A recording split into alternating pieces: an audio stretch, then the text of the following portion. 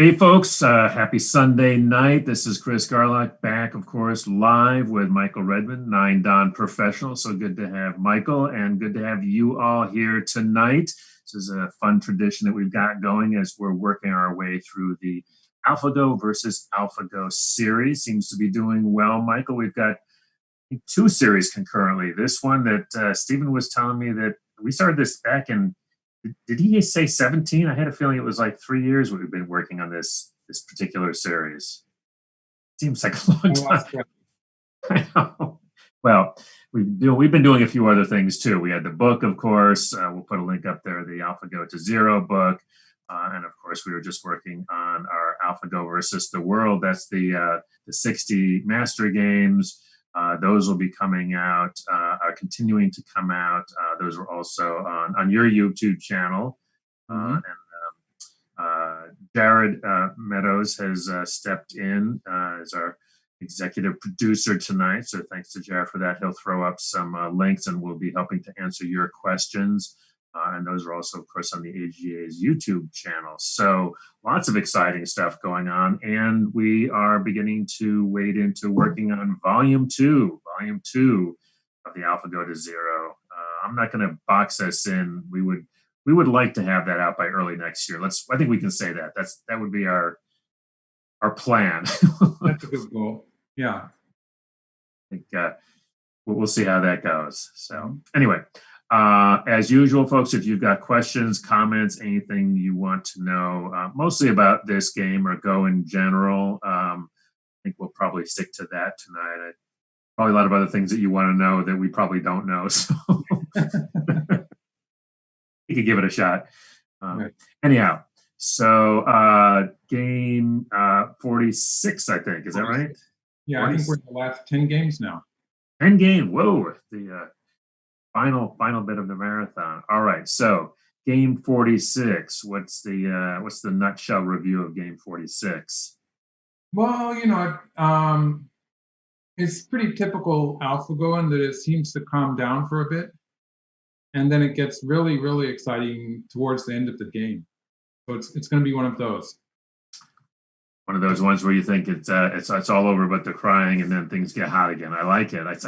I looked when I was looking at the final result, and it seems like Black only has, I think, 3 groups on the whole board. I didn't check that. Could be true. All right. I'm already playing out some of the moves here. Okay, let's take a look.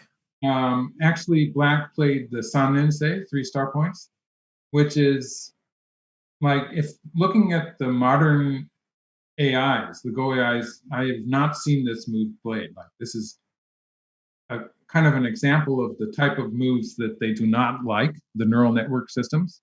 Mm-hmm. So it's really funny to see AlphaGo playing it.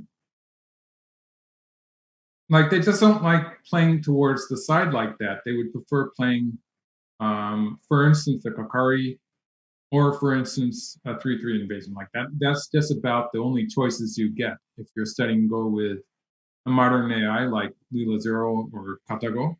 Mm-hmm. It probably reduces Black's winning percentage by a fairly significant amount. But it jumps into the 3-3 point after. So this is definitely not the way that humans used to play the Sanensei. It's a completely different thing. Usually when we played the Sanensei, we would be going for a moyo in the center of the board. So like jumping into a 3-3 point immediately after it is a completely different idea. White jumps into the 3-3 point.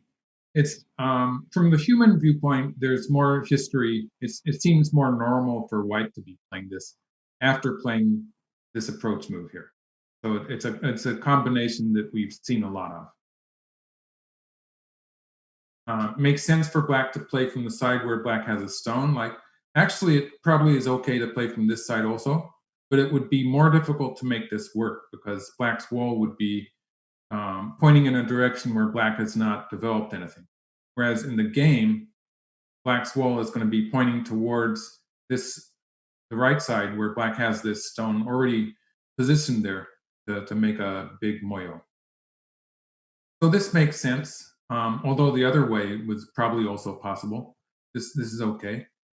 And this is where white pushes here, and this starts a kind of little pushing fight. This is actually one of the Joseki variations that can be played. But another one would be to play the diagonal move, in which case black would have the choice of playing a local move, which would probably be pushing here. I would probably tend to want to push here. The other local move would be the nice move, but it's not forceful. So white would be playing away.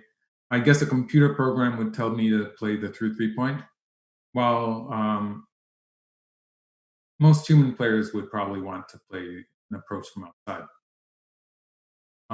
But pushing here is a bit more forceful, and white will probably answer that, which gives black an opportunity to play on this side. So this is what I would be thinking of playing with black if white had played the diagonal move. So this is a kind of a typical example, and white would switch back to the. Actually, when I researched this, it was sort of interesting because after this, black is probably going to be pushing here, and there is going to be an issue of a ladder breaking move for this ladder at some point. So it's going to be sort of interesting there. It's an even game. The other variation is where black just plays away and plays another 3-point. I don't really like these variations where all of the 3-points are played like this. It sort of simplifies the game a bit too much for me. And white 7 here, jumping up to the 5th line, is a big point.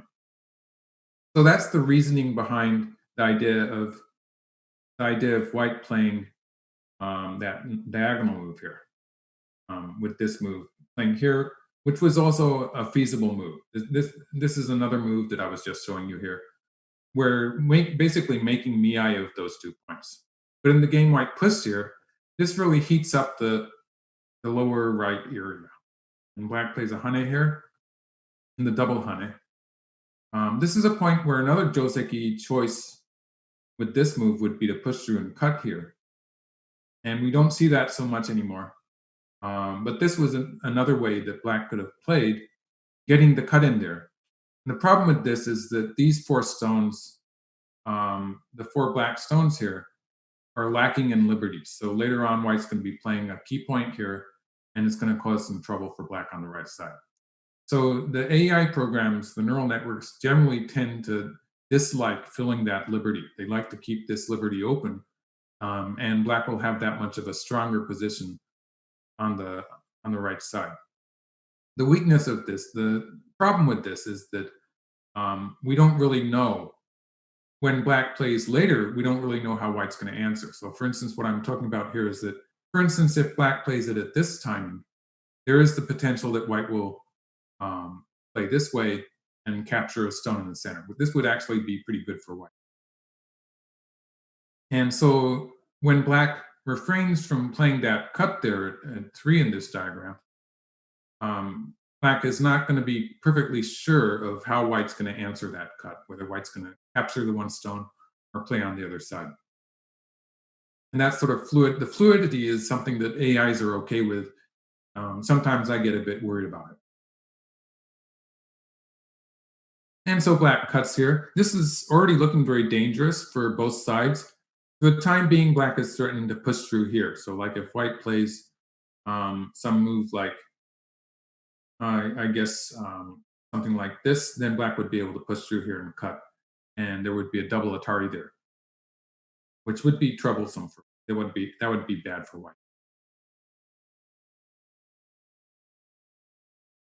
So white protects the cut. It makes a lot of sense up to this point. This move, actually, I didn't like this move, and I found this move. And this move, it's a stronger move locally. There is some bad aji involved with it. If white plays away, it's going to give black a lot better shape locally. Like if black gets to play this point at 11, then black's going to have a very nice, strong position in the center. And in this particular case, there's another ladder break that I really like. This breaks the ladder, and it's going to give black 2 moves in the center of the board. I think this is actually going to be good for black. So maybe white's not going to do it that way, but white's going to play the attachment here. This is a kind of a vital point, a shape move. And this kind of fight will follow. It's going to get really, really, it's going to depend on whether white can surround the whole lower side or not. Because if white can, that's going to be a nice territory. The computer suggestion at this point was for black to dive in here. And this is going to be a fight for, in a human game at least, it would be a very close fight to see whether that black group is going to live or not when white plays on the top here. But Lila, Zero, and Kadago seem to be happy enough about black's prospects. I would be a bit worried. This is the kind of variation you get into if you if you just follow the computer variations. Black playing here, the thing I don't like about this is when white extends here and black extends, white gets to play this squeeze. And that's a lot of extra value for white. That's a lot of thickness towards the center of the board. And I sort of like this for white, just a little bit. And black plays the peep. A question? It just seems like black, that's very painful for black, that black seems very over-concentrated. Exactly. Yeah, I agree. And that's why I was really wanting to play some kind of a jump at this point. And this also was an option, but it's really a bit dangerous on the right side when white can play here and jump into the right side. Right. So that's why I was showing black jumping on this side, which is a bit safer towards the right. But in the game, AlphaGo allows that squeeze. Like if black plays here now, then that's going to just lose that black stone on the side. So black answered here, and white got to squeeze. So I sort of like this for white. But this is the point where it's a human player like myself, for instance, would still have a tendency to save those two stones. Like it would be the only move I would consider would be to play here, I think. Right. And this is not the move that AlphaGo chose, and it did not get the highest score according to programs like Katago and Lila. Really? The ones that, and black's going to play something. This is actually playable for white. Something like this would happen where black lives on the side, and then the endgame move in the lower right corner here is going to be a forcing move for black. It's going to be really big. So the computer suggestion is for white to play that point here. And black gets to play that big point in the upper left, which makes this actually a pretty good variation for black. That's 20 moves into the variation. So that's a lot of reading to do. And I'm not sure I would be reading that whole thing out. Like there's a lot of stuff could be happening just at the start of this. The moment white plays that connection, just the choice of this point to extend. This could be, for instance, it could be here, or it could be here. So I'm not so sure I would be going that deep into a variation to get a verdict like that. But it is interesting to see that all of the computer programs seem to agree that this is small. And that can be reasoned out by saying that white has already played this squeeze here in the center. That does reduce the value of those two stones. So although it looks perfectly okay to save them, it does sort of make sense that white is playing away. The value of these two stones is reduced by the fact that white already got that squeezing in the center. You're saying it, and I believe it because you're saying it, but I have to agree that I would be very hard pressed to even consider nuking there. Right, saving the two stones seems just automatic almost. Yeah. But I can see how leaving it would work. Not to say that I would actually be doing that in the game. I'm not so sure about that. So black takes the two stones, and white connects here. Now this is a shape to remember, I think, because when white plays that hane in the upper left corner, sometimes you have black playing away. This is something that can happen a lot in human professional games too. And there's a problem of how white is going to take advantage of that. And this connection here is the most solid way for white to continue. Because if white, for instance, plays the double hane here, white's going to get a very nice corner territory. But if we compare it to the usual joseki, why don't we compare it to the usual joseki in the upper right corner?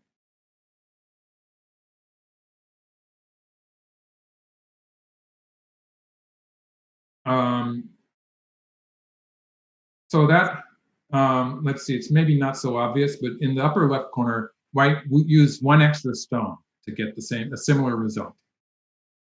So that's 9 white stones in the upper left corner to 7 black stones if we ignore that black stone at 8. Right. Not counting this stone. So that's 7 black stones and 9 white stones. So white has a surplus of 2 moves in the upper left corner, whereas in the upper right corner, it's 7 black stones to 6 white stones. So black has only the surplus of the first black stone. Black started with a stone in the corner and played the final move. So there's 1 extra black stone there. So although this shape in the upper left corner is really nice for white, it costs white 1 extra move to get that. And so it's probably not so good. So to go back to the beginning of this variation, it's actually a fairly common strategy to play the cut here. This is the other way that I like that white could have played. So I'm not really suggesting that this is a good move. I'm saying that it costs white 1 extra move. But I do like this move, which will allow black to capture the 1 stone. Black could capture the stone, but white would just connect here and black would need 1 more move in the corner. So I'm going to have black play the corner move first. And this is very efficient for white, but it does give black the opportunity to start a fight here in the center of the board. So this is one way white could have played. And when we compare it to the actual game, white connects here, black plays here.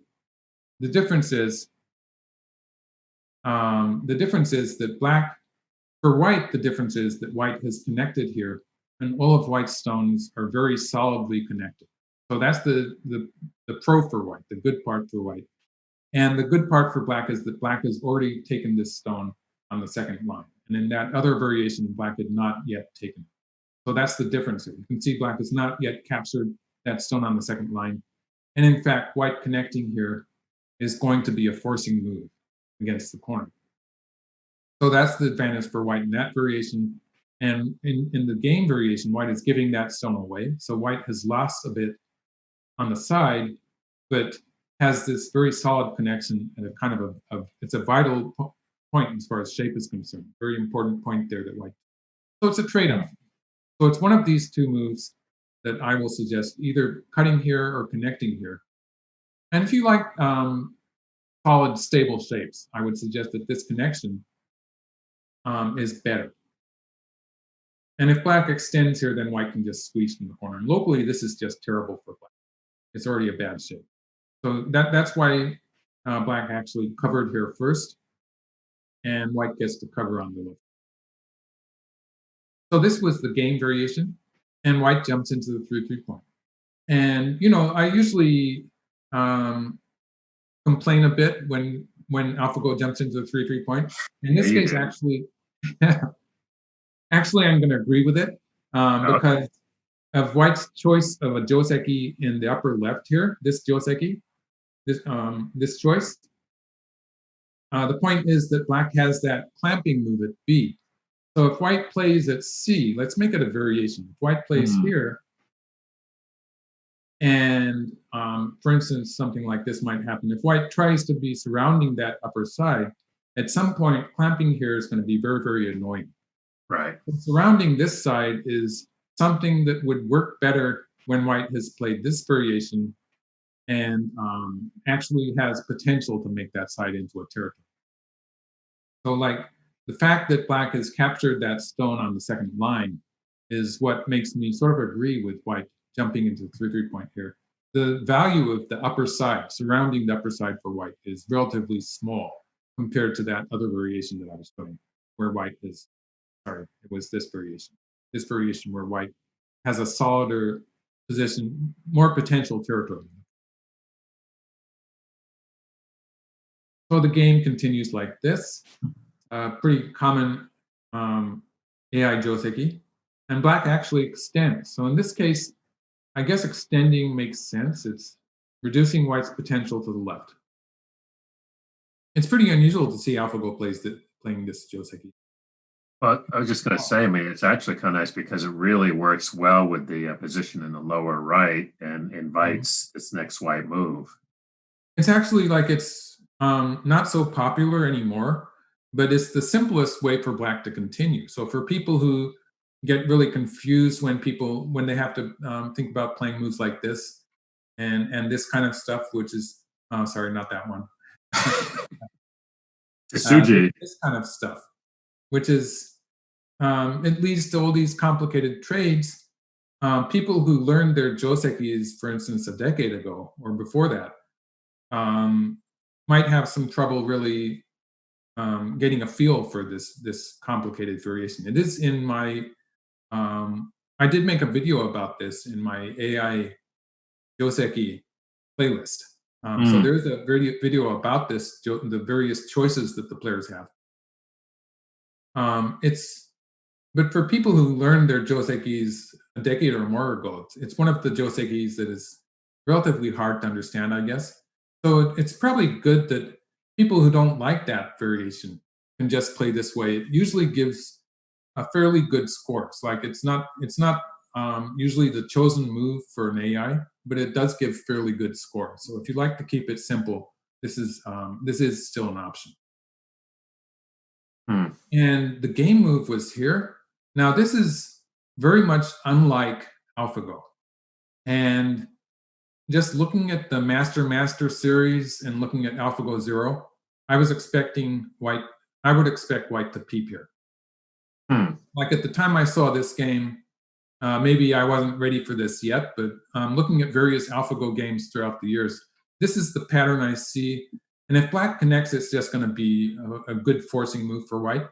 But even if black plays here, then you see AlphaGo playing stuff like this and taking a local loss so as to reduce the general area by getting a stone there. Like so, if black plays stuff like this, then white can still reduce the side. This would be a good variation for white because it was more forceful, and white gets to play a big point on the left. Like the left side is really big too. So the value of this kind of move is that it is going to be. Sorry, let's get back to where I was getting confused here. This one. The value of this move is that it's going to be more forceful. Even if black counters with this, white will have this move, and the area is heated up to the degree that black probably has to continue somehow. Black might continue this way, black might continue this way. In any case, white's going to be able to end with Sente and maybe play a few more local moves, but eventually white will get to the left side. Really important point. Like if you look at the whole board position, there are two important areas. Like one of them is this area where white is reducing black's moyo, and the other important area is somewhere around here where black can expand the right side. So that's an important point also. This game move is very straightforward in reducing the center and taking a position in the center for white, but this would be more active. So I was expecting this kind of move. I would be expecting it anyway. And so this time, because I have gone through these games a number of times, and when I looked at them in preparation for these videos, it was after a number of years of looking at AlphaGo's games in general. I think that gave me the idea that this looks more normal to me, and this just looks a bit slack. Right. But it's what this is actually maybe a good time for this as a question. It's an interesting question. I'm not sure what the answer is, but I'll go ahead and pass it along. They're wondering if you have any opinion on the relative strengths of the various AlphaGos to Lila Zero and Katago and so forth. That's an interesting question. That's an interesting question, but since they've retired AlphaGo, it's just about impossible to say. And I think I don't really know, but I tend to think that part of AlphaGo's strength was the fact that they had a lot of computing power also. Like at least the you can get fairly powerful computers, I guess, with Lila Zero and Hadao too. But the way I use them, I'm just using my local computing power. So it's like actually now I have two GPUs, so that's pretty good, I guess. But it's probably not as good as what I don't even know, don't even remember what Google was doing with. I think it was some tremendous number. It was a big number. I know that. And so I think a lot of it had to do with the computing power and the fact that, so like AlphaGo never seemed to have the issues that Lila Zero has with ladders and stuff like that. And on a normal PC, all of these programs will have issues with local problems like life and death and ladders and stuff like that that humans can understand. But depending on the amount of calculations, the computer has trouble with that. So I think the fact that AlphaGo was on this supercomputer probably did have part to do with it. And just looking at, I think that they're getting closer. There was a period where I thought even the master version of AlphaGo was maybe a bit stronger. Probably not so true anymore. I would guess that they're pretty similar. And actually, I think that I heard a story that actually the people at DeepMind, the people on the team, do sometimes do little tests to see if the other computers have catched up. So maybe someone knows. We'll have to put it out there. Maybe somebody does know. Maybe someone knows. Definitely not me. But my feeling is that they're pretty close now. Oh. And I think it still depends on the computing power. Like some people use cloud computing, and they can get very powerful computers. Right. Good question. Thank you. Good answer. I just tried. There's so much about computers I don't know. Oh, yeah. And I've tried to learn about the neural networks. People still get worried when I complain about the mistakes in the Endgame because for AlphaGo there is a reason, and I understand that. It just doesn't work for me. You got to be you, man. Okay, so Black plays this large knights approach move. It's a bit unusual for a computer program again. They usually play the more direct Papari. But this is sort of working, like if white plays from the corner, black's going to extend. If white plays from the side, this is the game variation, then black gets to slide into the corner. So just the fact that black needs to find some way to make a life there is giving black an extra eye on the side when black does this. So this actually looks like two human players playing the game. It does. I was just thinking that. It still doesn't peep. I still want to peep here, so I made this variation. Again, in this case, actually, it's really locally, it's going to be dangerous for black if black counterattacks like this because of A and B being interchangeable points, MI.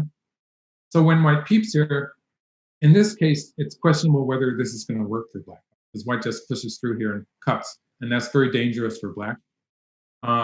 So peeping here is another move that I think in a human game, most cases my opponent would answer, in which case, if this peep is answered, in this case, it's always going to be good for white. This is going to be a good exchange. It's worth playing. So the thing you have to worry about is black counterattacking. And as I was saying, this seems to be working for white. Right. It's something I would want to try doing. AlphaGo never plays that peep. This move, that's really weird. Like it does create the cut here, but that cut is no longer very important because black, in this case, black would just sacrifice the 3 stones. Like if white, let's see, where did black play? Black played here. Actually, black starts this. They never make it simple. Let's say black plays something, some other random move. This is a big point. Cutting here is probably not so important anymore if black just pushes through like this locally. Wow. It's just that this stone is so badly placed in this variation. From black's point of view, that makes up for the fact that black is losing points on the upper side. Okay. So, but of course, AlphaGo is going to complicate it a little bit by playing a local move. This is a move that can sometimes be played by black. And if white cuts here, black is going to capture two stones on, black is going to capture two stones on the upper side. So white connects here and black goes and captures two stones on the upper side. And that's going to take a lot of the value away from this stone, which is looking at the cut here. So the cut loses its importance. So in this case, black would just be continuing on the lower side. And already alive on the upper side. That's where white was trying to build some territory maybe. So this would reduce the value there. So with this cut, the timing is always very difficult, important, because in this game, the cut comes at a point where the value of this area on the right side is being reduced slightly by the fact that white has spent one move to reduce it. And that there is some potential for white on the upper side. That's what makes this kind of variation actually good for black, where black gets a position on the upper side. And so it's something that can be done. And white answers here. White almost always answers here. There's a valid question, I think, in asking, why doesn't white play here? Because when white plays here, there's going to be a ko in the corner. And a lot of people just really don't like that. They don't like to fight kos. It gets really complicated, right? So people want to avoid the ko. If you want to avoid the ko, you can play this way. In this case, black cannot play at this S19 point. Like if black plays here, white just captures it, so it doesn't work. So black's going to play from this side. And again, if white plays here, black's going to throw into the ko. So if white connects here, white can actually avoid this ko. The problem with this is very painful locally, because later on, black can play the hanging connection. After this, covering at A is going to be a forcing move. In the game variation, like if black had played, if we got to a position like this, let's do it from this variation. If we get to a position where white has taken, in this case, even if black plays two moves here, it's just going to be a ko in the corner. And in actual play, a strong player with white will just leave this and allow black to start the ko, because it's being, black has already spent two moves there. It's going to be three moves, and then it's going to be a step ko. It's going to be a lot of work for black to finish off that corner. So the point is that none of these moves are going to have any forceful meaning. They're not going to be forcing. Whereas if white ends up connecting there, then they will be unconditionally forcing. If black covers at A, it's going to be forcing. So there's a big difference there in how forcing black's moves become. And so if we look at, yes, excuse me. No, it's interesting because it's a good example. It's kind of complicated, folks, but I think that one of the things that you're talking about, Michael, is that I think a lot of players will be worried about the ko and the life and death of that group. But your point is that it takes so many moves, even the ko aside, it takes so many moves. Even if you just let it kill the group, it takes so many moves that you're going to get too many moves elsewhere that are valuable. Yeah, and it is a fine line, but the difference between, like in that variation I was showing where it was a step ko, let's see if I can find the variation, this one. This variation where even if black throws in at S19, it's going to take about 3 moves for black to finish off that group. Right. When it takes a lot of moves, it's just the tempo that you lose is too much. Yep. And so it's, while it's not as if this group is completely insignificant, it all depends on how many moves it's going to cost black to finish it off.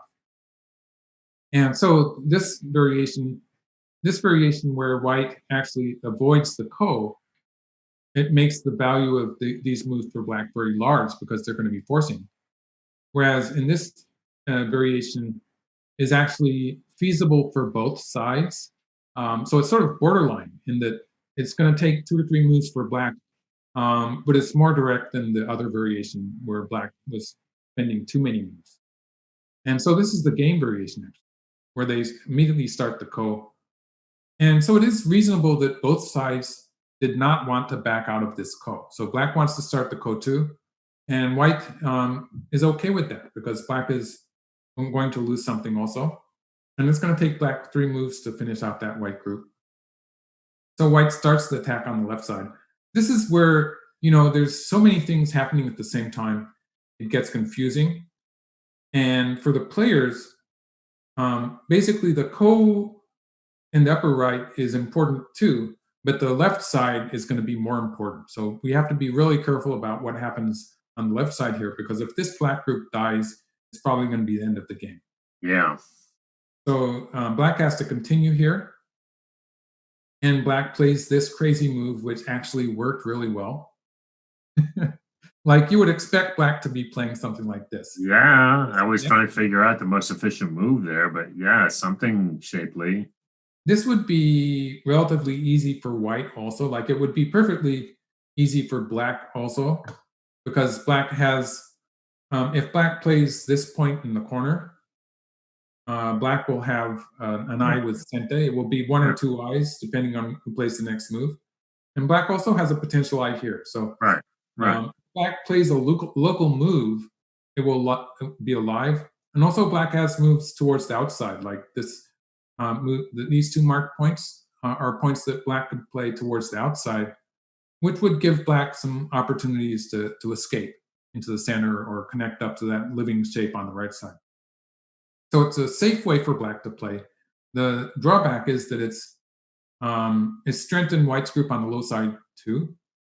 So the ko would continue. It would be close to even, but I really like this game move, which looks so dangerous. But actually, sometimes black can sacrifice those stones in the corner in a ko-like position. And like cutting them off is a bit problematic for white because, for instance, in this case, black would be getting a lot in the corner. Like if white did something like this, white could probably capture those stones in the center, but black would be getting the corner back. So this would just be a trade, and it would be okay for black. And so it's difficult for white also because black's putting a lot of pressure on these white stones. In the game, white played here. So white's taking away black's space at the same time as trying to make a life there. But you can see, actually, black is sort of threatening white too. So this worked out fairly well for black. Wow. And so this is the game variation. Black actually took sente. So at this point, black has potential to connect up along this line. And black is alive on the right side there. So if black can connect up along that line, black's going to be okay. Also, black can move out into the center with a move, for instance, like this. And there would be enough room that would be very difficult for white to successfully attack that black group. So it's okay for the time being. So in the game, white pushes here, takes the ko. You can see it's really, they're going back and forth. The value of this fight on the left, because of the fact that it's going to be really difficult for white to actually kill the whole group, the value of this fight is about equal to the value of the ko. That's the only way I can put it. It's really hard to calculate the value of either of these groups, but they're both important, and they're both happening at the same time. So it's sort of strange that they're going back and forth. I think the answer to that is that probably AlphaGo is getting similar values for both sides also. Okay. And it actually works. It actually works that they're playing this fight on the left side. There's no decisive moves. Like white played here, all black had to do was answer. It's not going to be a decisive attack, but it is forcing. So it functions as a ko threat. White takes the ko. This ko in the upper right is pretty important also, but it's not going to decide the game. It's not that decisive. So black can also afford to be playing this move.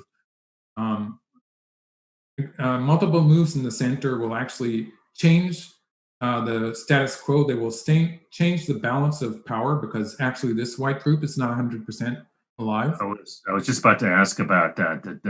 That's what black is looking at, right? There's Yeah, you could say that. So the value of these moves in the center are pretty big too. The value of that ko in the upper right is big also. There's no way I can give you numbers to Oh, I was just gonna ask for that. Yeah, well, it's just that upper corner. Like theoretically, you can calculate a multiple step ko. Like this is a two-step ko they're doing there in the upper right corner. You can calculate that and give the value of each move. For textbook rules, that works, but in actual play, it depends on the number of ko threats. And all these values are changing anyway, depending on what happens in the center of the board. So it's not really practical to give it a number value. And actually, that's sort of a quote from something that Cho Wu told me. And he's supposed to be one of the best co-fighters in the world in Go. At least and that was when he was on the top of the Japanese Go world a few years ago. And so he was winning a lot of his games in co-fights. And he said that while there is a way to calculate it, it doesn't have any practical meaning. It's better to read the variation out. Funny, that's a great quote. All right, folks, write that down. Yeah. So they're playing away from the ko, but they're still forget it. Still worth fighting. They're playing all of these moves elsewhere are ko threats that they're using, and this fight on the left side of the board, the balance of strength of the two groups is changing with every time they play a move locally. Like at this point, white is attacking black. But you can't be sure about it. It's going to change because they have to go back to the ko sometimes. So it's really interesting. Yeah, I want to talk about this move. White, at the point that white played here and black took the ko, it seems attractive for white to close off the center line. This is something that I would think of doing. The point is that it's a bit troublesome when black does stuff like this on the left side. For instance, if white plays from this side, this is just going to be bad for white because white's in trouble, basically. Like this kind of stuff could happen. You can see that white's going to lose something on the left side. So that would be a disaster. So white plays from this side. It's still troublesome when black cuts here. You're going to see it's just horrendously bad aji. And it's going to have bad effects in the center. Like if we continued, it would be something like this. And I'm not really sure what's going to happen on the left side. Also, when at some point black might be extending here, and it's going to be a lot of trouble for white in the center. So it's just not worth it. So white played away, and black got to poke out into the center. And still, we're having this little dance between the upper right and this fight on the lower side.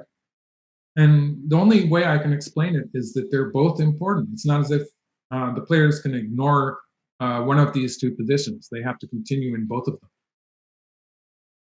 And now it looks like white is starting to attack, but black, of course, plays this move. And it's going to be sort of difficult for white to break through this area. Like white has to do that in a way that takes away black's eyes at the same time. It's not easy. So it's sort of difficult for white to continue the attack here, even locally. So white takes the ko, and black adds a move.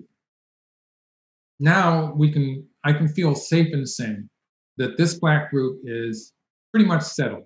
It's pretty much settled.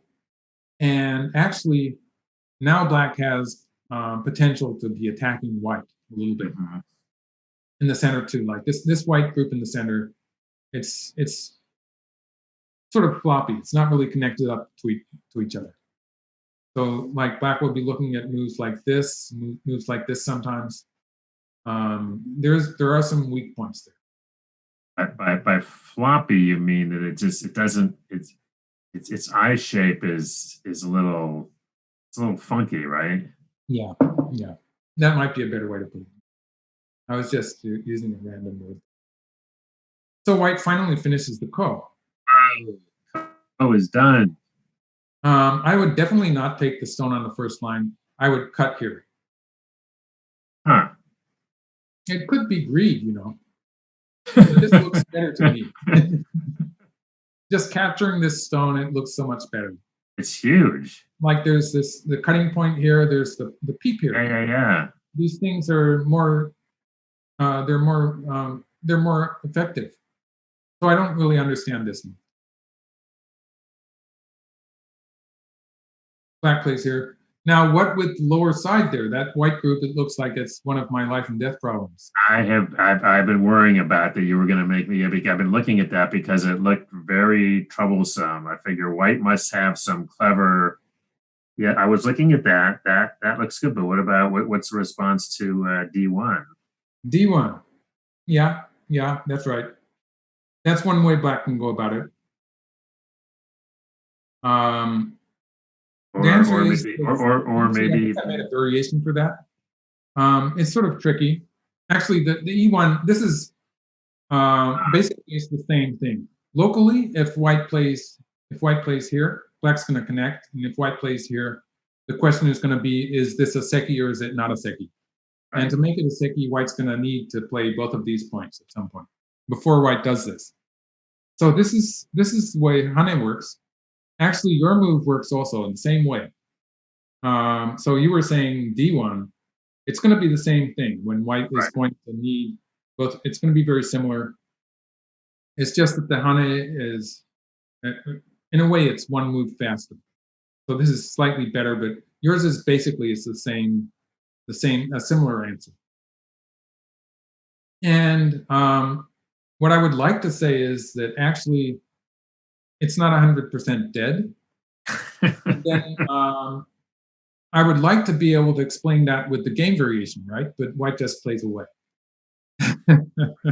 Of course, white does. Yeah, but we'll see that coming up later.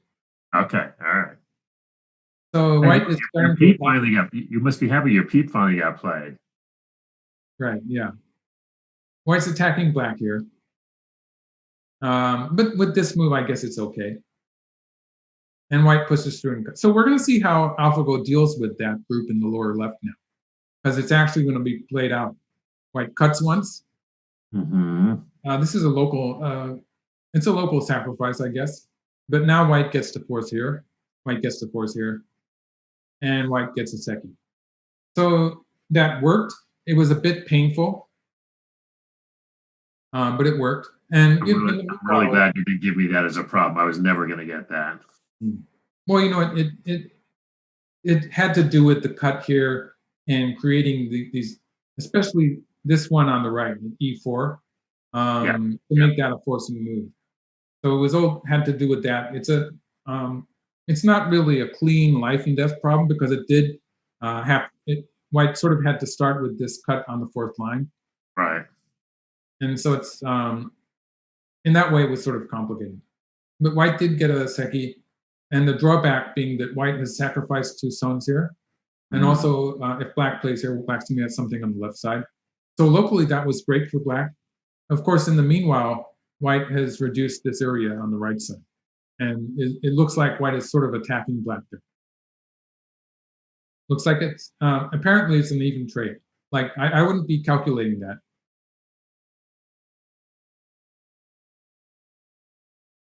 Now, at this point in the game, actually, computer programs were giving white a pretty good score. And that just means that they think that white is half a point winning or something like that. Right. But there's this sequence that AlphaGo plays that is going to work. It's going to be amazing. There's a sequence of forcing moves that AlphaGo is going to play in the center of the board. So I'm just going to show you the moves here, and I'm going to jump. It starts with this move. So at this point, white seems to have enough potential in the center that I would want to play with white. And Lila 0, actually, I think I was using Katago again because it is, it doesn't really matter in this case because it's 7.5 points. But, you know, with the Master versus the World series, I've sort of developed this habit of liking Katago more than before because it does give you point values, very useful in that way. And it works better, because of that, it works better with a 6.5 komi. So I think I might have been using Kadabo. It tended to like white, but it turns out with this fight that's starting in the center, black is looking at an attack at A. And that attack is going to happen far in the future of this game, but it's going to be very effective. And it all links up to this fight on the right where white is not 100% connect. White has to work to get everything connected. So black is playing these forcing moves. White's going to finish off surrounding the center here. And we're in an endgame position. With this move, black is threatening to cut white off. Right. And if white just connects here, it's going to be trouble because black will be able to play this forcing move. And there's actually a way for black to cut white off. And I'll show you the wrong way first. If black just plays here, I was just looking at that. That doesn't work. Doesn't work. But actually, how clever! Black goes the other way, this way. Oh, that way. Okay, all right. And so if white continues here, black will be able to cut and capture that white stone. That solves two problems at once, right? That's a little fake left and went right. Yeah. And if white plays this way, in this case, black gets to connect. And this way, the cut here is just not going to be in time. Oh, wow. So this would cut white off. The only way white can deal with that is by cutting here first. If white cuts here first, this is going to solve that problem because now black is in a lack of liberties. Right. There's a problem with cutting here first. This is the game variation. There's a negative side to that. So if white did not cut first, that would be a collapse, right? When black plays here. Yeah. So white had to cut first. The whole point here was that black forced white to play this exchange, which loses the forcing move here. And what's important about that is the question that comes to your mind, obviously, right? I'm just, yes, that was. See. It's really complicated. Okay. That whole exchange, the Mark III black stones, was in order to take away that forcing move at A. So black plays the attachment here. Like this doesn't seem to be working, right? Nope. Black plays here. Yeah. You would never guess the next move. I was looking at that. I was looking at Black plays here. D10. It's not D. Oh, it's a move. All right. D10 is too obvious. B12 is actually another move that might have worked. It's a very similar. It's going to be the same tesuji. Yeah. I sort of think that this move could have worked also, but the game move is just so weird and so more exciting. So I like this one. Oh my God. So black is looking at, for instance, black is looking at this squeeze in the center. Yeah. But there's so many ways that black can use this stone. And this is an example of a position where black should not decide how to use it yet. For instance, if black gets two stones here, then black can just capture this way, right? Sure. So if we imagine two black stones there, black can force with a move here, black can squeeze here. There's all sorts of ways that black can use that aji. There's no way for white to get rid of it. For instance, if white pushes from this side, then black will still be able to connect up here. That doesn't change anything. In fact, this would make it worse for white. Yeah. If white plays from the other side, black can still peep here and connect or push out immediately. And it's not really working for white. There's no way white can... white would have to back off here, and that would just mean black gets a free choice of the next move. And a good move that black can follow up with, for instance, would be this one, which is threatening to connect up on the side. So that would trash the whole white territory there. This would obviously be a success for black. The whole white territory is gone. So what happens in the game? White tries to connect under. Right. Like this would be the same problem. This move, it looks like it's a better tesuji. It would be the same problem when black plays this way. Because there's the cut there on the third line, and there's this ko here on the... If you look at the whole board position, white doesn't have any ko threats, except for here. we have to remember there's co threats there on the upper side. We're going to see AlphaGo get rid of them. So it's amazing the whole sequence that black does here. White plays here. So now this move is going to get rid of those co-threats at A, because black's getting ready to play that co. But it's not just a one-purpose move. Actually, that stone at B, which is being captured, it's going to come into play too. Yes, it is. In the variations. So black wedges here. This is the move that black was aiming at all the time. This is the move that was being set up by this. And it was the same move that I showed you in the other variations. It's always a key point. In the game white played here. Like if white plays here, again, it's going to be the same story with black playing here and then taking here. And there's no way for white to cleanly capture this stone. It's just the fact that black has like zillions of forcing moves there. There's no way for white to capture that stone. If white connects there, it's going to be a ko. This ko is just too dangerous. Let's take it to the end of my variation. This is the one where that black stone is going to come into play. And that's just it's a dead white group there with that ko at A. But you know, black still has co-threats at B. This co-threat at L9 at B, where I've marked B, that's going to be the decisive co-threat. And if you look at white's co-threats, they're non-existent. There's no white co-threats on the whole board. Like all of black's groups are completely alive. There's no good, like this, maybe an Atari here would work, but black has some co-threats in the center. So white's not going to win this go. Co-threats are important. Like even though it's a wonderful ko for black had to have enough co-threats to win it. Right.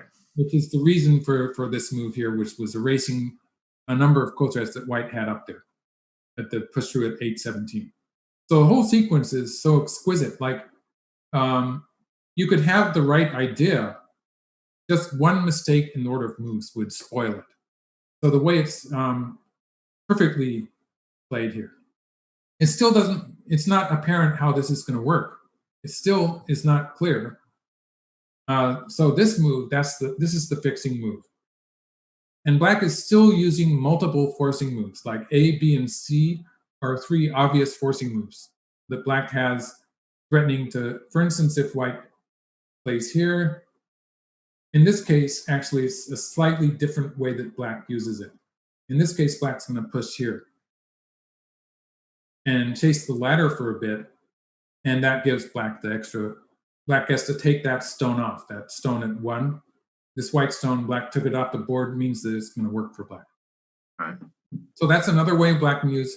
Also, there's the fact that, let's say white plays something like this, then black would have this forcing move and then would be able to capture the 3 white stones this way. And of course, if white does this kind of stuff, then black will be using this forcing move. I guess black could do it this way. Yeah, this would work. This would be a snapback. Nice. Or it would be a ko. The ko works for black too. So black has various ways of using it, and the game variation is the least obvious way because white cuts here. Okay, you want to find the next move? It's probably, you can probably find this one. My instinct is to throw in. I don't know if it works. Throwing in immediately is the right idea, but it's problematic because it puts black in dummism already. So like, there's no good move at this point. Yeah. All right, let me see if my let's see if the team here has got any good suggestions for me. Hold on a sec. All right, folks, what you got for me? Oh, nothing. Come on. I know it's much stronger players out there than me. All right, you guys think about it. Let me go back and look at this.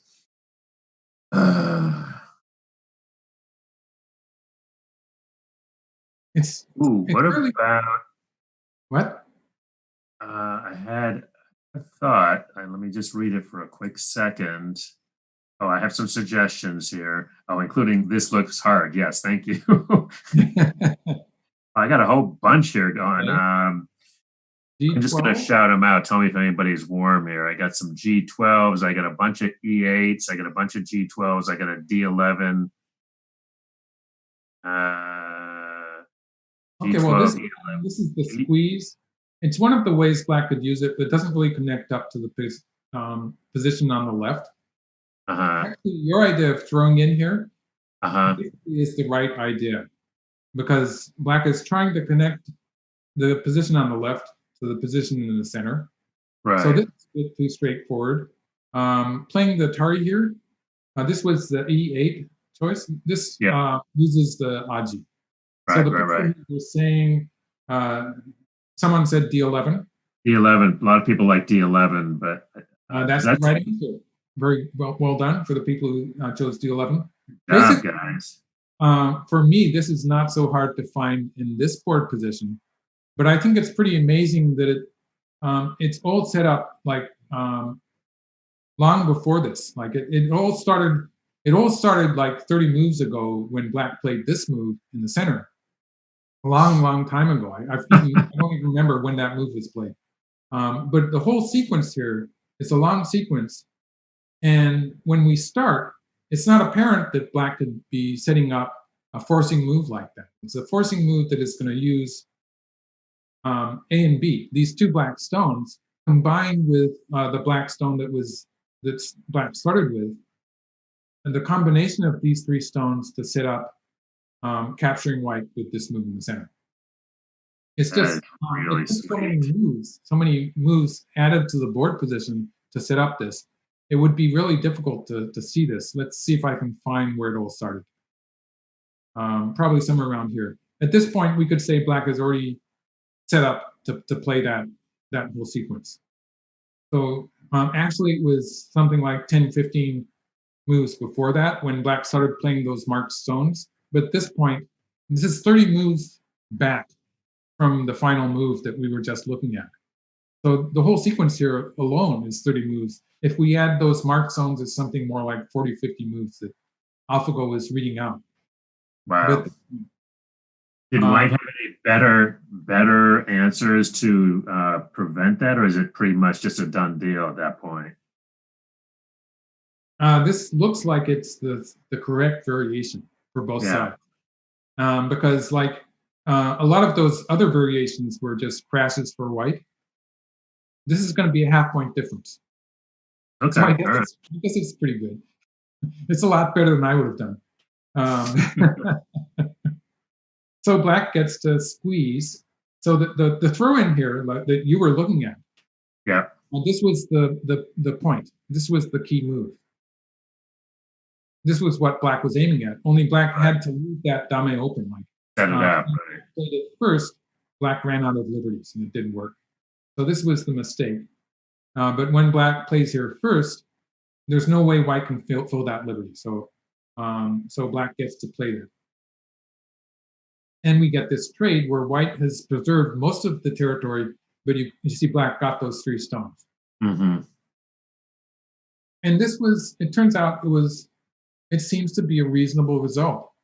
It's the best result for white that I could find in the local fight. And it's a half pointer. And actually the end game is a move sequence. Right. And the end game after this, just because we have all of these unusual positions like this and this big end game moves in all of these areas, a lot of big end game moves. There's moves like capturing these two stones, saving these two stones. A lot of big moves, a lot of moves that are 5 or 6 points. That makes it a fairly difficult end game. And so actually, I did go into a lot of variations with end game. I think I'm going to spare the viewers, like the question of whether black should have covered here, for instance. This is a big move. It's about the same size as the game move. Whether black should have answered this with some kind of, it can be on the right side, it can be on the left side. It all depends on the number of co-threats and stuff like that. It was a very interesting endgame study. but I don't really recommend it for casual players. Right. And it was very difficult for me to get results. Later in the game, actually, I do go a bit crazy with the variations. I'm just going to leave this. I'm going to leave it. It seems to be a correct sequence, actually. It was about here where I started to try to make variations. For instance, what happens if white plays this move and the game move? They're about equal. And they both seem to turn out to be a half-point win for black. So I made some variations for that, where black is going to take these white stones in the center. Actually,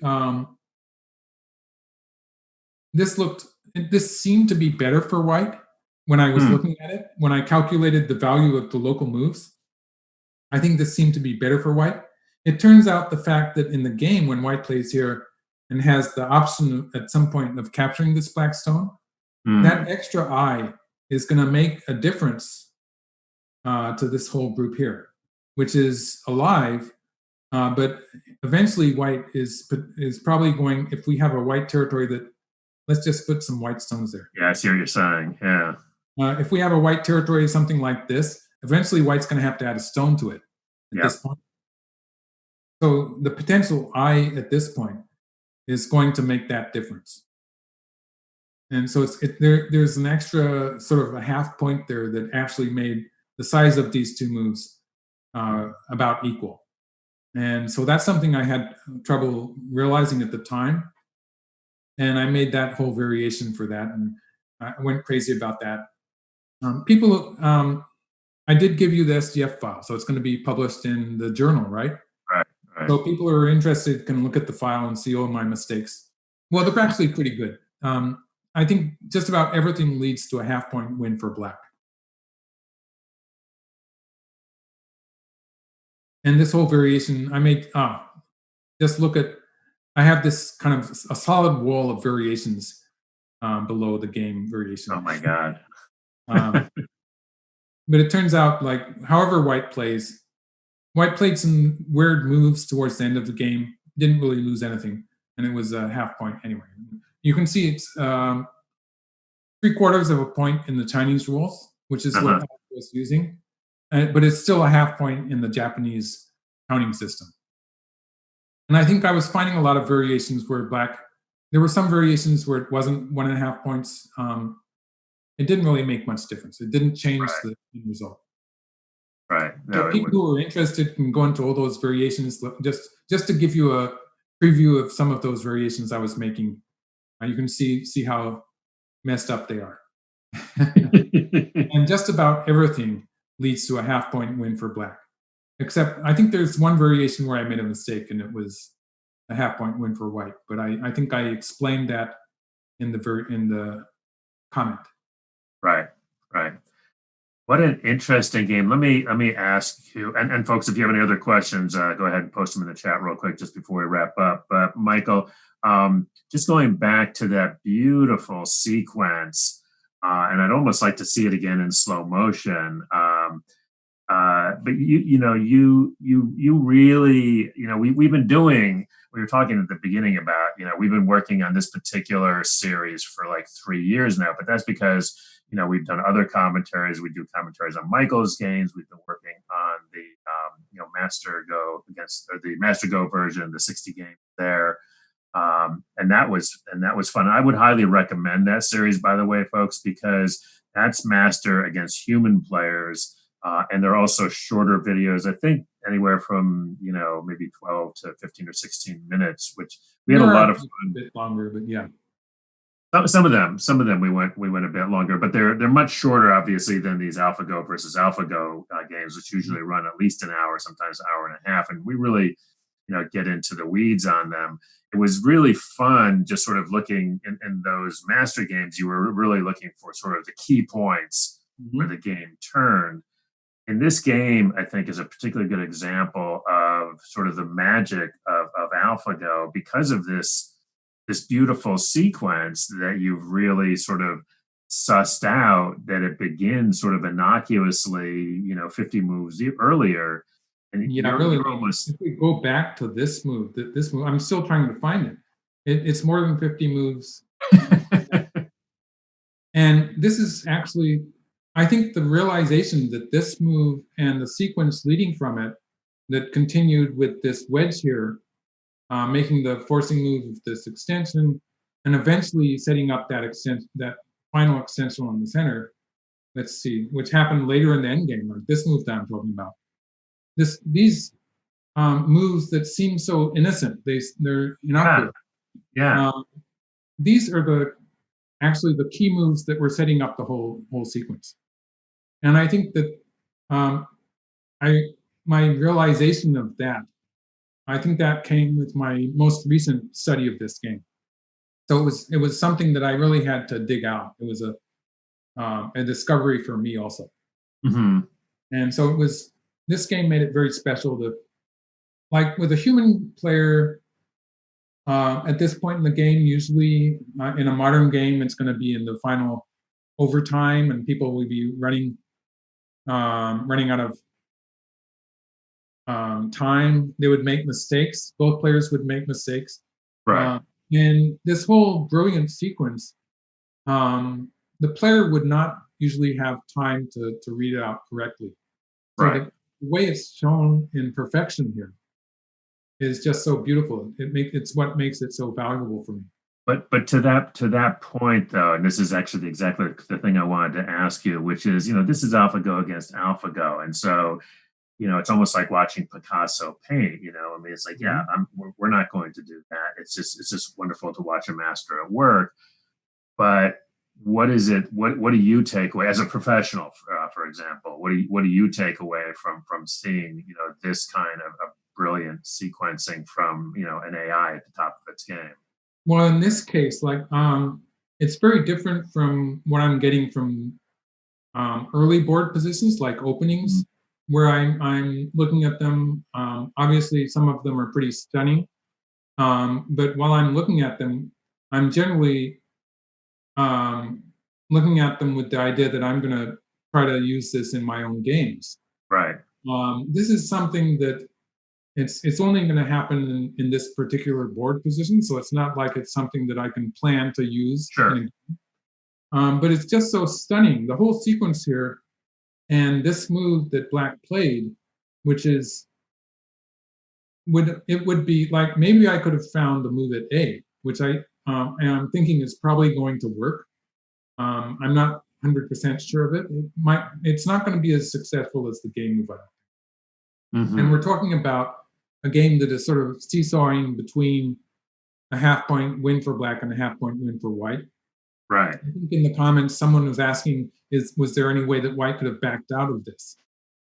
And I think my answer is that this game was a half-point difference for a long time.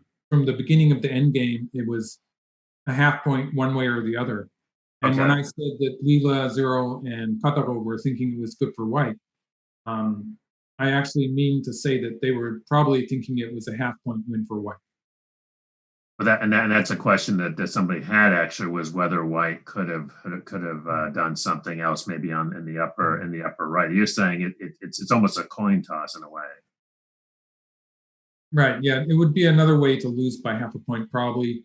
Right. My honest answer would be that I don't really know, but that would be my guess.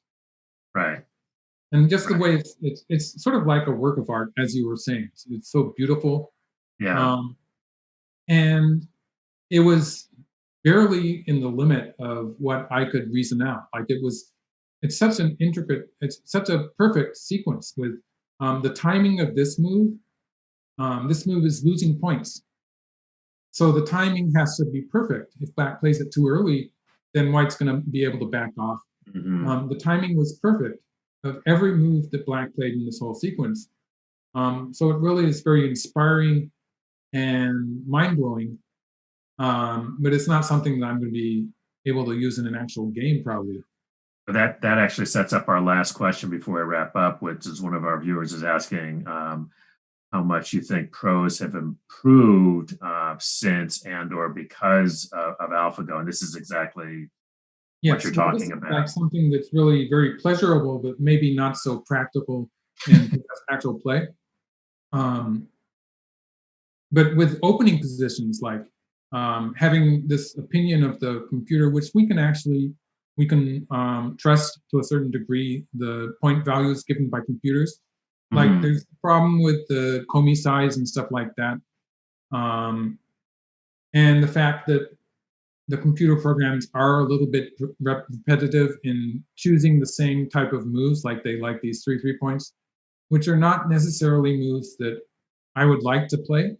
So there is some fine adjusting that I have to do when I study these games with study openings, for instance, with a computer program, and I have to try to find something that is getting a good score, but also I want to find something that I would be happy to play.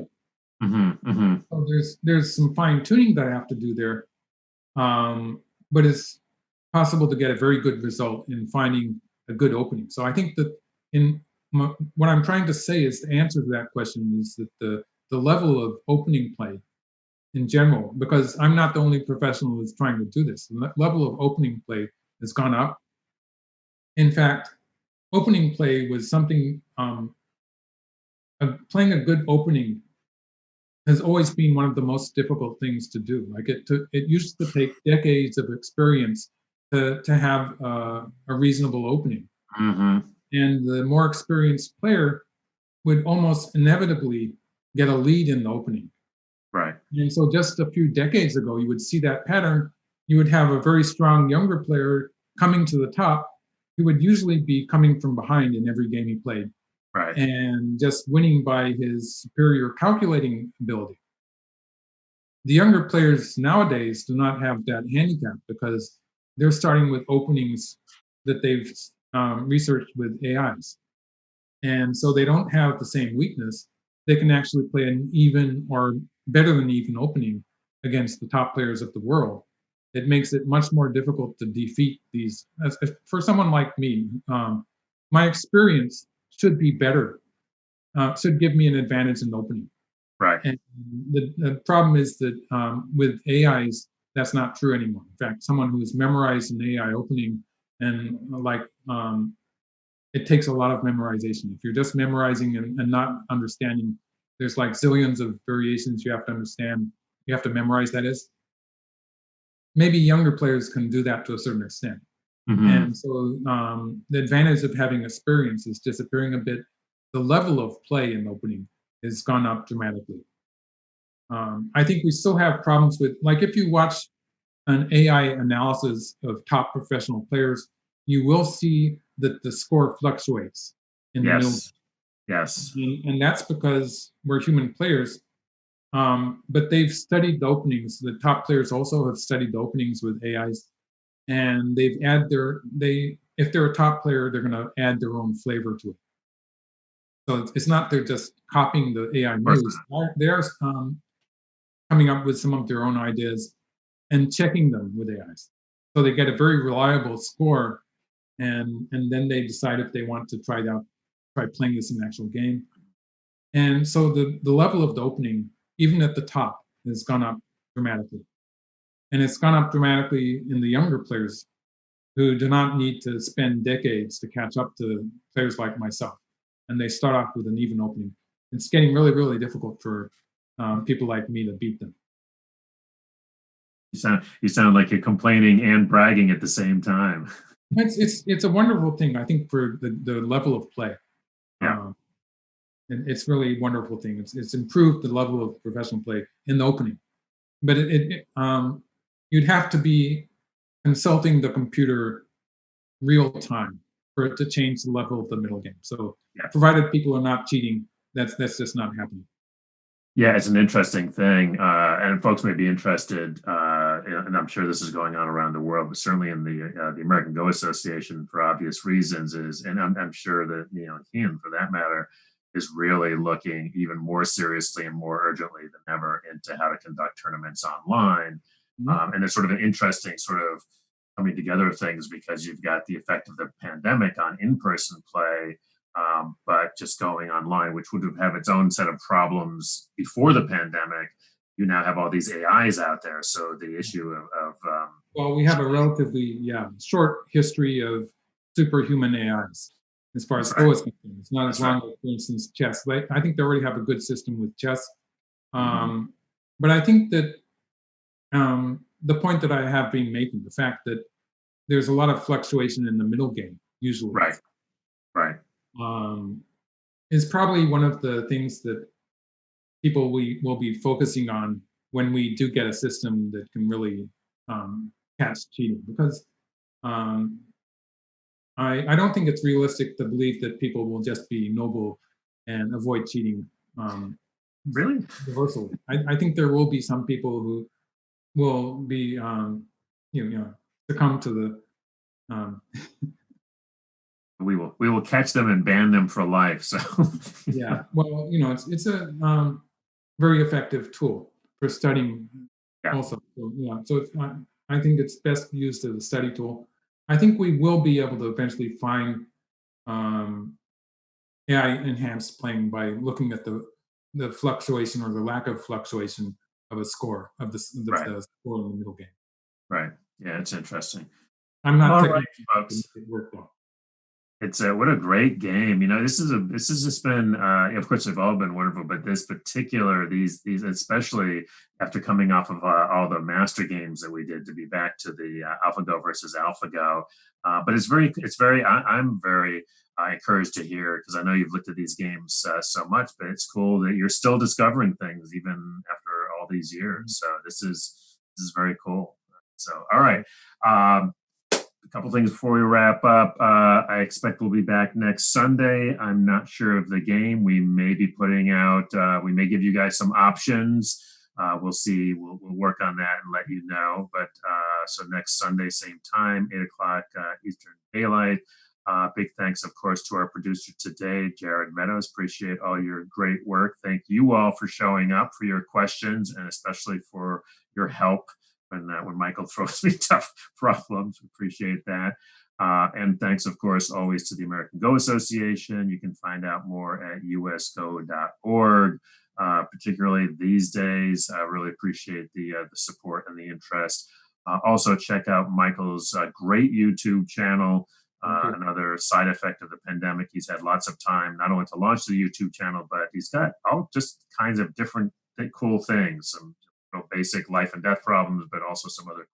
So check those out. All right. With that said, Michael, wonderful game. Thank you so much for all the endless hours you put into not only analyzing it, but then explaining it to us in ways that we think we can understand. And again, thanks to you all, and we'll see you next time. Take care.